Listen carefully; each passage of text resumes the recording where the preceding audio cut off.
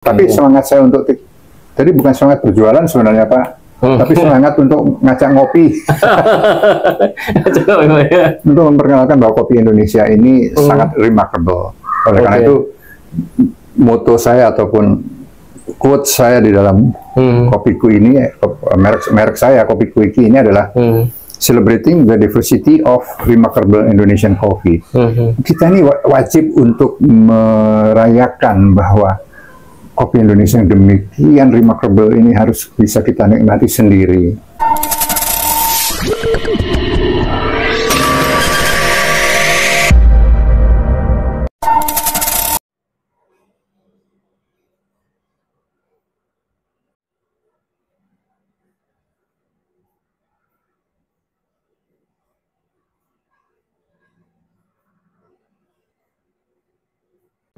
Assalamualaikum warahmatullahi wabarakatuh. Waalaikumsalam warahmatullahi wabarakatuh. Apa kabar teman-teman? Semoga teman-teman dalam keadaan sehat walafiat. Senang sekali saya bisa hadir dalam channel ini.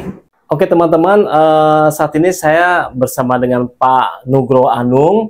Beliau adalah pengusaha kopi yang bernama Kopiku Iki yang berada di Kapling Marinir, Pondok Kelapa, Jakarta Timur. Apa kabar Pak? Sehat Pak? Baik, alhamdulillah Pak. Sehat. Apa kabar Pak? Alhamdulillah saya juga Pak. Oh iya Pak, Bapak kan sebagai pengusaha kopi Pak ya, di Kopiku Iki Pak ya. Nah, mungkin bisa dijelaskan Pak mengenai usaha bisnis kopi Bapak ini Pak? Silakan Pak. Iya, sebenarnya pertama saya tertarik dengan kopi. Saya punya cita-cita untuk mempunyai satu coffee store ya, satu konsep di mana orang bisa membeli biji kopi maupun mencoba kopi itu dalam bentuk produk jadi dengan berbagai macam varian seperti apa saja yang populer pada saat ini seperti kopi susu aren, latte dan seterusnya. Tapi itu belum tercapai sehingga saya hanya membuat yang kecil-kecil saja, tetapi sebagai apa namanya Pak, sebagai ekspresi dari passion saya terhadap kopi Indonesia. Karena di masalah dan lebih merupakan satu apa namanya Pak ya, keinginan yang kuat sekali dari saya. Saya terobsesi sebab beberapa kali saya pernah berkunjung kebetulan ke luar negeri. Saya selalu mendapatkan pada waktu itu sebelum tahun 2010 ya, bahkan sebelum tahun 2000. Banyak kopi-kopi Indonesia di kedai-kedai kopi atau di kafe-kafe di luar negeri yang saya tidak bisa dapat di Indonesia justru. Oh gitu Pak ya? Saya hanya mengenal beberapa seperti Gayo, Sidikalang, dan kopi Jawa. Tapi di luar negeri saya bisa melihat banyak sekali. Bahkan yang seru adalah saya pernah mendapatkan kopi Wamena. Papua ya? Iya, Papua Wamena, itu di Australia. Ya, pada waktu itu saya sedang di Papua pun saya tidak bisa mendapatkan kopi itu di Papua. Ini apa, fenomena apa ini? Pada waktu itu saya berpikir demikian, sehingga saya terobsesi untuk kemudian, wah pastinya Indonesia ini penuh dengan kopi, banyak dengan kopi. Ya, demikianlah pengalaman sedikit, kemudian lama-lama saya terpikir untuk setelah ada suatu waktu nanti saya ingin berusaha untuk bisa paling tidak saya bisa memperkenalkan kopi-kopi Indonesia ini kepada masyarakat Indonesia sendiri bahkan. Akan tetapi kemudian setelah saya ketemu dengan teman-teman mahasiswa di luar negeri ataupun teman-teman lain di luar negeri berpikir sama tentang kopi Indonesia. Sehingga setelah mereka pulang, maka pada tahun 2010 kira-kira sekitar itu kita bisa melihat mulai bermunculannya beberapa nama kopi yang sampai hari ini menjadi nama besar. Mudah-mudahan saya cukup etis untuk menyebut beliau-beliau ini, seperti Anomali Coffee, kemudian Kopi Kina. Itu adalah teman-teman yang juga sangat bersemangat untuk memperkenalkan kopi-kopi Indonesia. Nah ini, tapi karena kesempatan itu satu dan lain hal saya belum bisa mewujudkan. Makanya kebetulan saya mendapatkan satu lokasi kedai di area kantor RW di sini sampai tahun kemarin. Tapi kemudian karena mau renovasi saya harus kembali ke rumah. Tapi semangat saya untuk, jadi bukan semangat berjualan sebenarnya Pak, tapi semangat untuk ngajak ngopi. Untuk memperkenalkan bahwa kopi Indonesia ini sangat remarkable. Oleh karena itu, moto saya ataupun quote saya di dalam kopiku ini, merek saya Kopiku Iki ini adalah celebrating the diversity of remarkable Indonesian coffee. Kita ini wajib untuk merayakan bahwa kopi Indonesia yang demikian remarkable ini harus bisa kita nikmati sendiri. Karena setahu saya ada beberapa, atau bahkan yang saya tahu, Gayo itu tidak bisa kita atau tidak bisa kita pakai untuk, kalau saya tidak salah Pak ya, untuk menjadi merek dagang kita di luar negeri, karena udah dipegang Belanda. Paling-paling ya pengusaha kita akan mengatakan bahwa ini adalah kopi Aceh. Kopi Aceh, ya. Ada Aceh itu banyak Pak, ada Takengon, Gayo, Sidi dan seterusnya. Dan di Indonesia sekarang kita bisa tahu bahwa hampir dari Sabang sampai Merauke penuh dengan kopi-kopi yang luar biasa. Oh gitu Pak ya. Betul.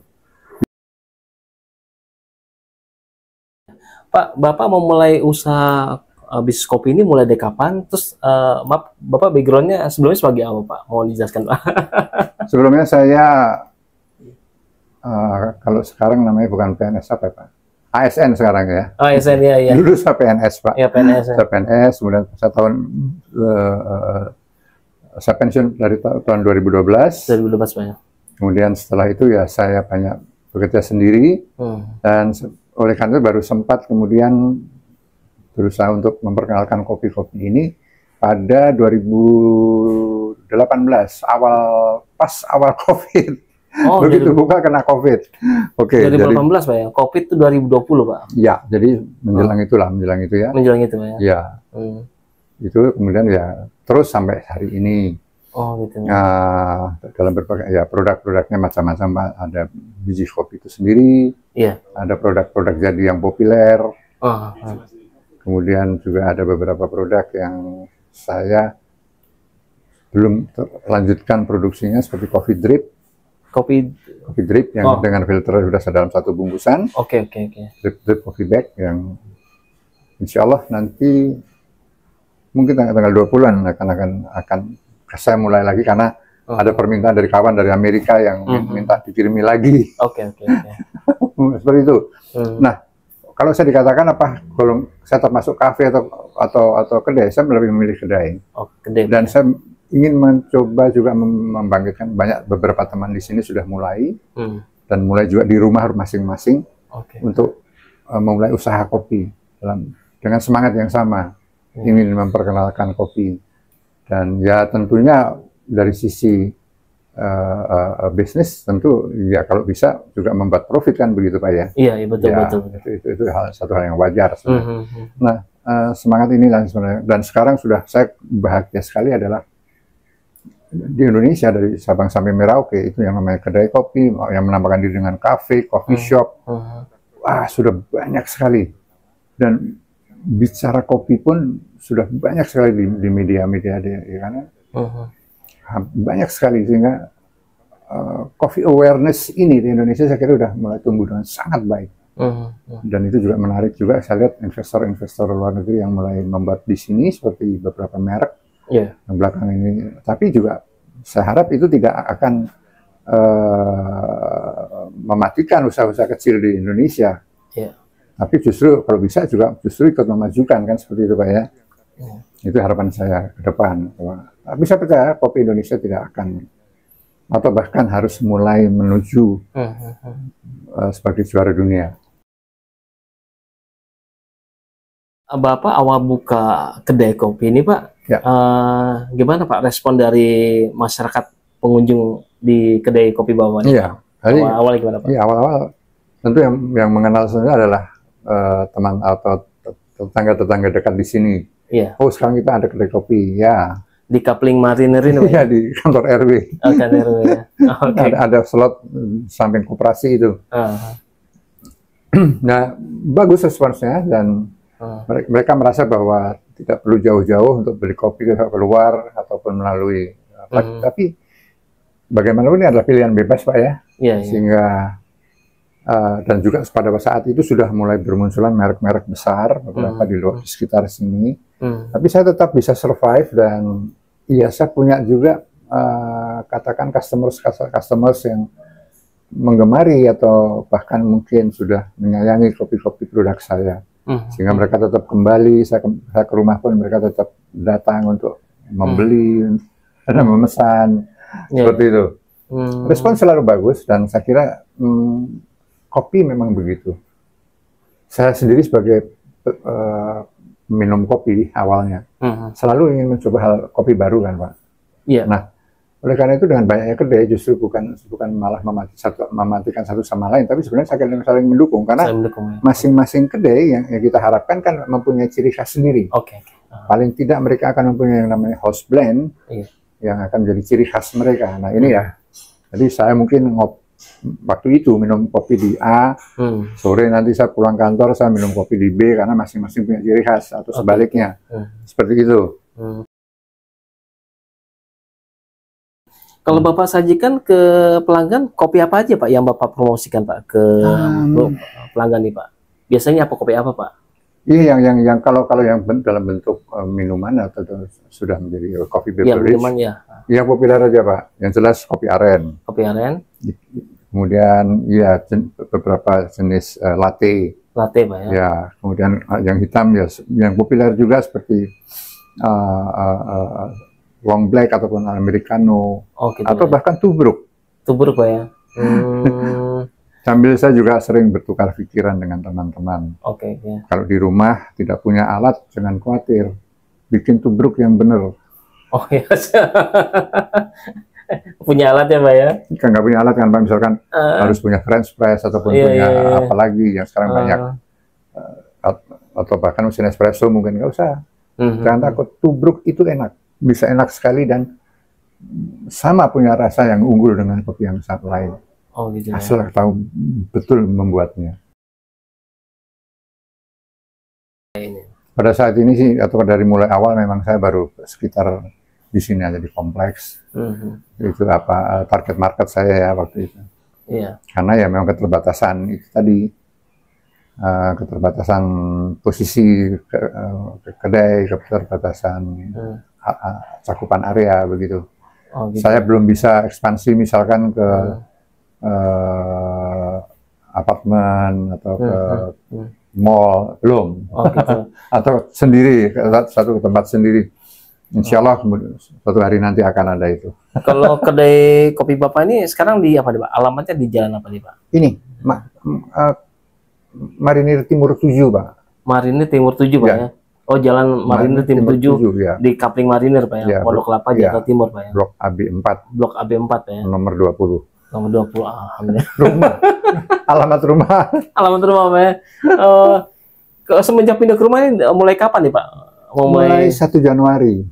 Karena 2025 ini. 25 ini. Karena sebelumnya dari pihak koperasi atau RW mengatakan bahwa akan ada renovasi, sehingga saya diminta untuk oke Pak, sis dulu. Ya udah saya kembali ke rumah. Karena awalnya dulu pun Pak saya juga buka dari rumah. Gitu. Kemudian ada kesempatan di sana, saya masuk. Dan sekarang harus keluar dulu, ya kembali ke rumah aja dulu. Jadi sebenarnya kopi itu menurut saya bukan masalah kopinya apa, tapi adalah mengenai sensing ya, mengenai rasa ya Pak ya. Jadi kalau kita mampu menghadirkan rasa yang sebenarnya dari setiap kopi dan memperkenalkan pada orang tentang dari jenis-jenis kopi, itulah yang seharusnya, pesan itu yang harus sampai kepada customers. Sehingga di sini pun saya sering dengan para customers, dengan muda-muda untuk bertukar pikiran. Gitu Pak ya. Ya, bahwa menikmati kopi itu adalah, menurut saya adalah satu seni sebenarnya. Membuat kopi pun sebenarnya ada satu seni. Gitu. Bahkan kalau saya ikutin, walaupun teknikalnya sekarang banyak sekali dan bagus, sejak dari pasca panen sampai kepada kita seduh di gelas di rumah maupun di kafe, itu semua sebenarnya adalah seni. Karena apa? Berkaitan dengan rasa Pak. Gitu, Bapak akan tahu kopi Gayo, Bapak juga harus tahu kopi Ijen misalkan, atau kopi Kerinci bagaimana, atau kopi dari Toraja, kan seperti itu Pak. Kopi dari Timur, kopi dari Bali, kopi dari Papua, kaya sekali Pak. Kaya sekali Pak ya. Kaya sekali. Dan itulah yang sebenarnya saya ingin mengajak, atau keinginan saya adalah, dan sekarang pasti sudah banyak yang tahu, untuk mencoba semua kopi ini dan mempunyai apresiasi yang luar biasa terhadap kopi Indonesia itu sendiri. Karena dulu itu, karena obsesi saya, loh saya ini kalau keluar kok bisa lihat kopi-kopi Indonesia di toko-toko atau di kedai di luar negeri, kok di Indonesia saya nggak bisa dapat, gimana ini, apa masalahnya? Itu obsesi saya. Sehingga kemudian setelah 2005, kemudian saya bisa mulai mengeksplor, dan mulai banyak teman-teman juga yang mulai mengeksplor. Nah, mulai muncul juga usaha-usaha kopi di daerah yang di level petani, Pak ya, yang kemudian koperasi-koperasi, dan makin berkembang.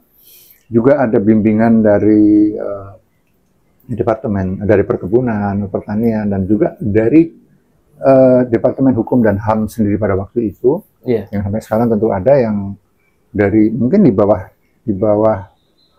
Direktorat Jenderal Jenderal apa ya yang membawa merek gitu.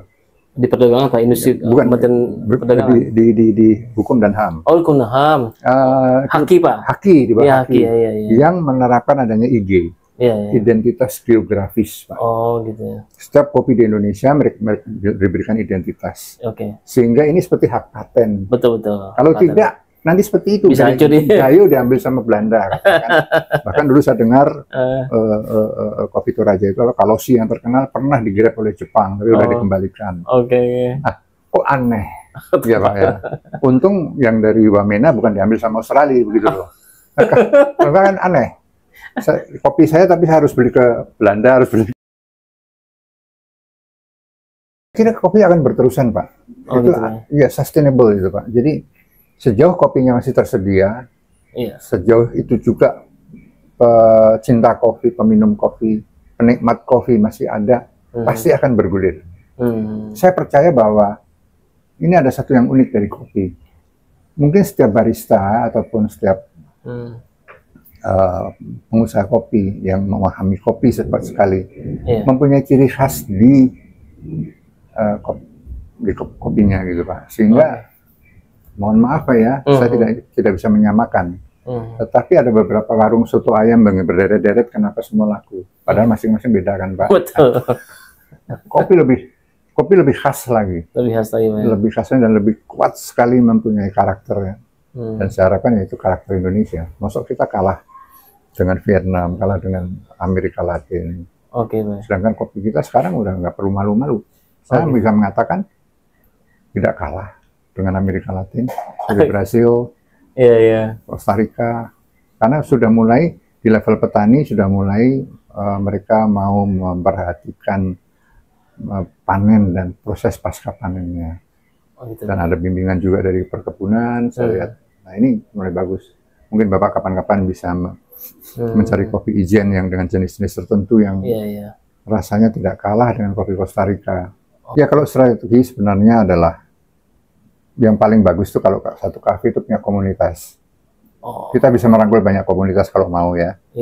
Ya artinya seperti komunitas Vespa atau komunitas sepeda, ataupun bahkan komunitas pecandu kopi sendiri. Tinggal dicari itu, Pak. Kalau media jelas, media sangat-sangat membantu sekali. Dan juga banyak sekali ya sekarang ini, baik Facebook, Instagram, TikTok, apalagi itu yang saya lihat bisa mudah sekali menjangkau lapisan yang baik yang sudah kenal maupun yang belum kenal kopi, seperti itu. Jadi sebenarnya kalau strategi itu strategi marketing yang umum saja, Pak. Kalau hambatan ya biasa Pak, kapital. Gitu.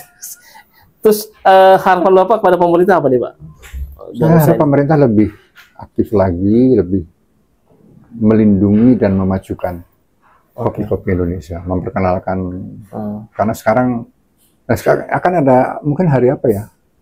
Ada International Coffee World Coffee di sini, festival. Gitu. Ya, saya lupa. Mungkin hari Jumat nanti ya, Jumat Sabtu Minggu barangkali. Besok ini, lusa ini. Berarti kita sudah secara internasional, Indonesia sudah diakui, Pak, sebenarnya. Sangat sudah diakui. Walaupun kita masih menduduki nomor 3 atau kadang-kadang nomor 4, ya terserah lah. Tapi yang jelas saya melihat perkembangan sekarang ini, kopi-kopi Indonesia sudah tidak boleh lagi hanya ada di Indonesia. Artinya dunia pun harus mulai mengenal. Makanya saya katakan, we celebrate. Kita harus merayakan ini. Beberapa waktu lalu ya saya pernah ikut webinar semacam itu, ataupun pertemuan-pertemuan yang tidak terlalu resmi malahan pada saat itu ya Pak. Dengan saya katakan senior-senior kopi, walaupun mereka lebih muda dari saya, tapi saya anggap mereka adalah senior-senior yang sekarang sudah pada maju semua. Nah, dari situlah kemudian tertular kemudian. Nah, saya lihat polanya lebih seperti itu sekarang ini perkembangannya. Sampai di Jogja sendiri pada waktu itu saya tahun berapa sampai saya ada di Jogja karena ada satu keperluan. Itu cepat sekali Pak tumbuhnya kedai-kedai kopi. Saya tidak salah sampai tahun 2018 itu di Jogja ada 3.000 kedai. Bayangkan seluruh Jogja yang terdaftar. Itu berarti animo ya, saya lebih melihat pada animo kopi ya. Animo usaha ya jelas karena menjanjikan. Kopi sangat menjanjikan. Gitu. Apalagi ada isu perubahan iklim yang memberikan semacam peringatan atau warning bahwa mungkin beberapa jenis kopi akan musnah dari muka bumi kalau iklim ini tidak terjaga. Atau ada teknologi baru yang mampu menjaga jenis-jenis kopi Arabica yang di dataran tinggi terutama Pak. Nah itu, yaitu yang saya ikutin terus mengenai kopi ini.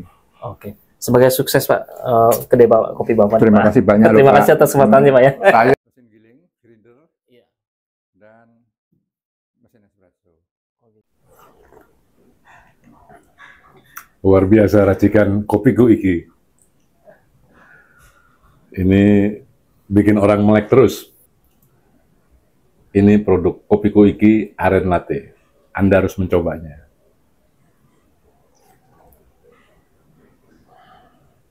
Mantap.